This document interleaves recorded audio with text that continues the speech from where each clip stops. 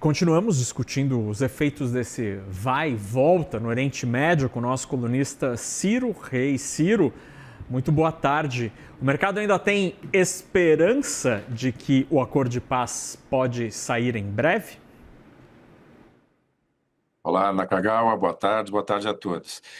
É um vai e vem que a gente está vendo ao longo dos dias, das semanas, e é difícil fazer um prognóstico exato. O mais importante, eu acho que a essa altura é ir acompanhando, fazendo um balanço dos custos deste vai e vem, né? Então, a gente pode pensar aqui em várias camadas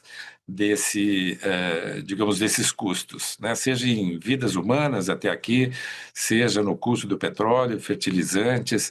Então, é bastante preocupante e a resposta é muito difícil de se ter em relação aos próximos passos. Parecíamos bastante próximos de um acordo, como acabou de ser relatado aqui na nossa cobertura, e aparentemente agora estamos dando alguns passos para trás.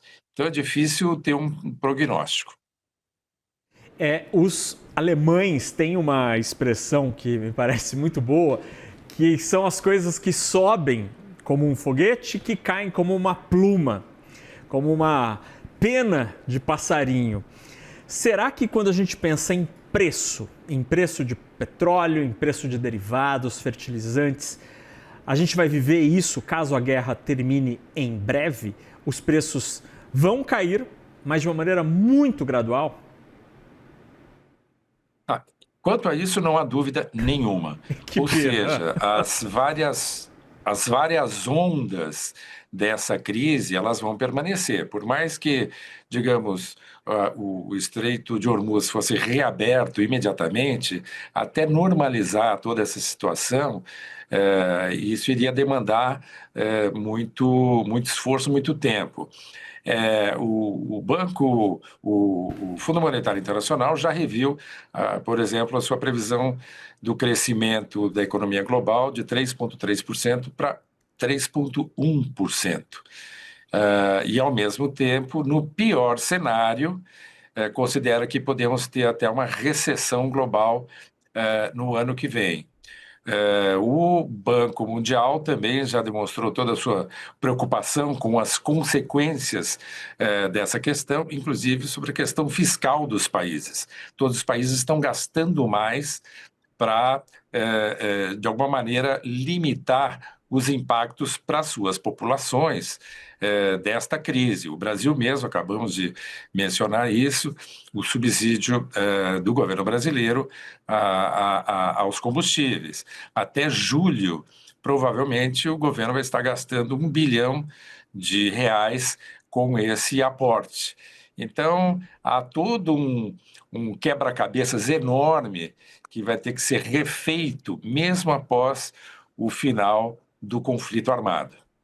E, Ciro, a gente discute muito preço com uma guerra como essa, né? Já que pelo Estreito passa tanto petróleo e tanto derivado, mas existe uma outra consequência que não é financeira na essência, que é operacional, é a capacidade de produção daquela região do planeta que ao longo dessas muitas semanas de guerra acabou sendo atingida. E aí, infelizmente, a gente não está falando apenas dos países envolvidos diretamente nessa guerra, mas também vizinhos ali, vários países do Oriente Médio que não tem nada a ver com essa guerra, foram afetados com relatos de refinarias, de instalações, de gasodutos, enfim, oleodutos sendo atingidos. Eu queria te ouvir um pouco sobre essa outra face da implicação econômica desta guerra. A capacidade de produção de petróleo, de seus derivados, de várias outras coisas, já diminuiu. Essa volta à normalidade operacional é um negócio que demora muito, né? Exato. Quer dizer, essa retomada da normalidade, se a gente for lembrar de conflitos anteriores, a guerra dos Estados Unidos, a invasão do Iraque e outros conflitos, a gente vai ver que aquelas previsões mais otimistas de que não, rapidamente as coisas voltam ao seu devido lugar, isso é absolutamente irreal. Então, nós vamos ter essa questão que você mencionou, operacional, logística, uma coisa muito prática dos desdobramentos, vai ter impacto. Áreas de produção e refino de petróleo no Oriente Médio foram bombardeadas em vários países, como você mencionou, assim como data centers nos Emirados e no Bahrein, que causaram uma preocupação, acrescentaram uma camada nova de preocupação aos Estados Unidos e outros países. Ou seja, o Irã foi estratégico ao bombardear data centers. Então, eu vejo que a cada capítulo deste conflito, a gente descobre novas vulnerabilidades. E tem um ponto adicional que eu queria acrescentar, que ele é geopolítico e digamos, de mais longo prazo, e que diz respeito às opções energéticas dos países ao longo dos próximos anos.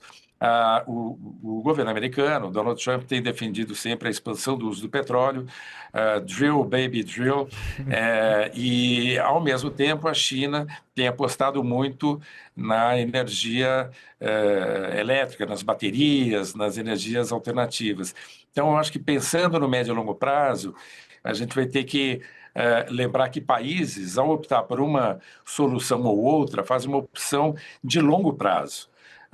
Então, como pano de fundo dessa guerra também, o que a gente pode pensar é no futuro do uso da energia pelos países ao longo dos próximos anos, das próximas décadas. Então, é também um outro debate para um outro capítulo, mas que a gente vai assistir ao longo dos próximos anos. É o uso permanente, a adoção permanente de soluções de combustíveis fósseis versus o uso de alternativas, de energias alternativas. E, nesse campo, a China, evidentemente, está muito à frente. Interessante. Vamos voltar a falar sobre isso, Ciro.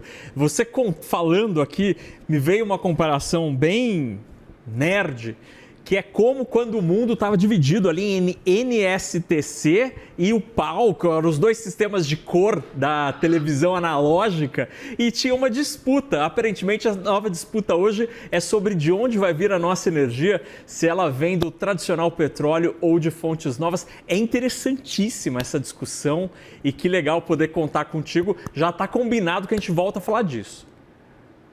Ok, esse assunto vai render muita conversa e muita negociação nos próximos anos. É quase uma escolha política, definir essa escolha. Legal. Não, sensacional. Política e geopolítica. Exatamente, exato. Ciro, obrigado pela conversa. Já estamos definindo o próximo assunto aqui da nossa coluna. Um abraço. Combinado, então. Tchau, Boa tarde.